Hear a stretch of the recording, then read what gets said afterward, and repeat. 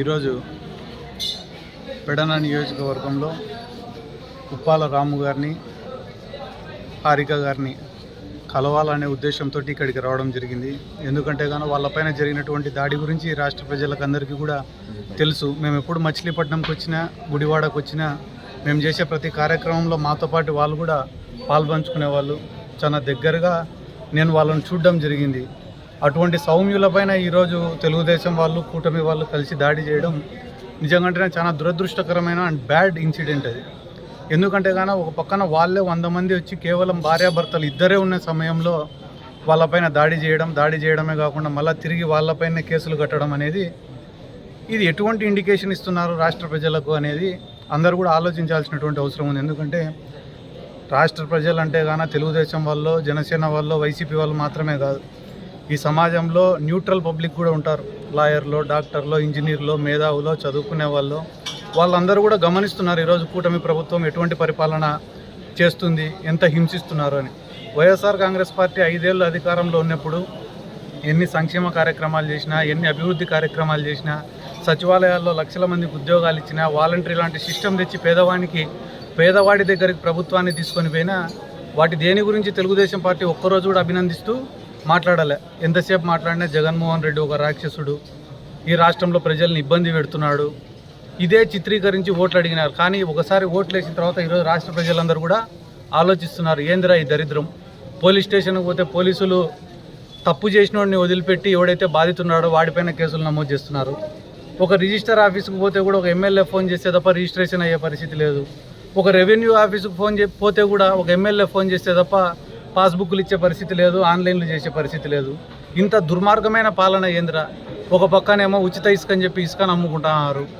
వీటిని ఎవరైనా ప్రశ్నిస్తే కానీ వెంటనే వాటిపైన కేసులు కడుతున్నారు.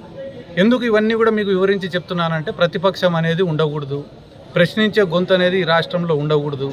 కాబట్టి భయపడాలంటే వైసీపీ వాళ్ళపైన దాడులు చేయాలా, ఎక్కడైనా వైసీపీ వాడు తిరిగి దాడి చేస్తే వాళ్ళపైన కేసులు కట్టాలా అనే ఒక దురుద్దేశంతోనే మొన్న గుడివాడలో జరిగిన ఇన్సిడెంట్ దీనికి ఒక ఉదాహరణ. ఎందుకంటే జెడ్పీ చైర్మన్ గారి ప్రోటోకాల్ ఏమి, బీసీ మహిళలకు రక్షణ లేకపోతే పక్కనే నాగరాజు అని చెప్పి ఆయన కూడా ఒక జెడ్పీటీసీ గారి భర్త, జెడ్పీటీసీ వల్ల భర్త, ఆయన పైన యాదవ సామాజిక వర్గానికి సంబంధించిన ఆయన పైన దాడి చేసినారు. ఇంత ఓపెన్గా వీడియోస్ ఉన్నాయి. ఈ వీడియోస్ని మళ్ళీ సోషల్ మీడియాలో వాళ్ళే సర్క్యులేట్ చేస్తున్నారు టీడీపీ వాళ్ళు. ఇన్ని ఎవిడెన్సులు ఉన్నాయి, కేసులు పెట్టడం లేదంటే రేపు ఈ రాష్ట్రంలో హత్యలు జరిగినా, వేరే దాడులు జరిగినా రక్షణ ఏముంది అని చెప్పి ఈరోజు కూటమి ప్రభుత్వాన్ని రాష్ట్ర ప్రజలు ప్రశ్నిస్తున్నారు. నేను రాజకీయం అంటే ఏవో వెల్ఫేర్ స్కీమ్సో డెవలప్మెంటో కాదు. రాజకీయం అంటే గాన మొట్టమొదటి వచ్చేది లా అండ్ ఆర్డర్ని కంట్రోల్లో పెట్టడం, ప్రజలకు రక్షణ ఇవ్వడం. వీటిలో ఈ కూటమి ప్రభుత్వం కంప్లీట్గా ఫెయిల్ అయిందని చెప్పి ఈ సందర్భంగా నేను తెలియజేసుకుంటూ, ఎప్పుడైనా ఎవరైనా ఈ రాష్ట్రంలో పోయి ఏదన్నా సంక్షేమ పథకాలు ఇచ్చిన హామీలో నెరవేర్చినారా లేదా అంటే డైవర్షన్ కోసం రోజుకు ఒక టాపిక్. దాంట్లో తిరుమల వెంకటేశ్వర స్వామిని కూడా వాడుకున్నారు, కల్తీ లడ్డు అన్నారు, ఒకరోజు లిక్కర్ స్కామ్ అన్నారు, ఒకరోజు ఆడదాం ఆంధ్ర అన్నారు, ఒకరోజు మైనింగ్ స్కామ్ అన్నారు. ఏ ఒక్కదానికి కూడా ఎవిడెన్సులు ఉండవు.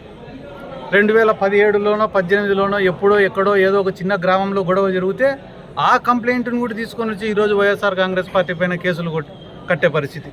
ఒక సామాన్యమైన సోషల్ మీడియా కార్యకర్త వైఎస్ఆర్ కాంగ్రెస్ పార్టీకి ఒక లైక్ కొట్టినాడని చెప్పి దానిపైన కేసులు కట్టే పరిస్థితి.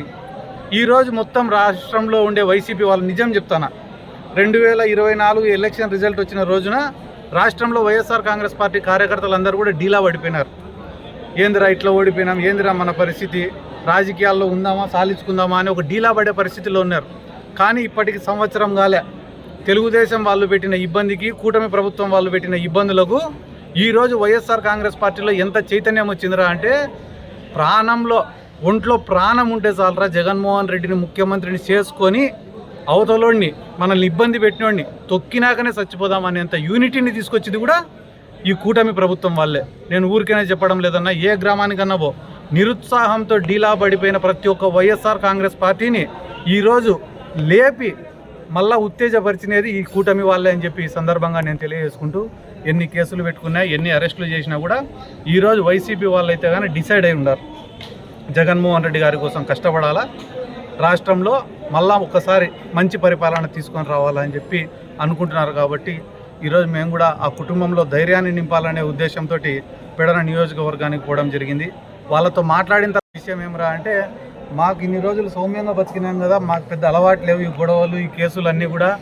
కానీ ఈరోజు మీరందరూ చెప్పిన ధైర్యానికి ఇంకా ఇటువంటి 10 కేసులైనా ఎదుర్కొనే దానికి సిద్ధంగా ఉన్నాం, కానీ జగన్మోహన్ రెడ్డిని గెలిపించుకుంటామని వాళ్ళు చెప్పిన మాట నాకు నిజంగానే చాలా సంతోషం అనిపించింది. Thank you.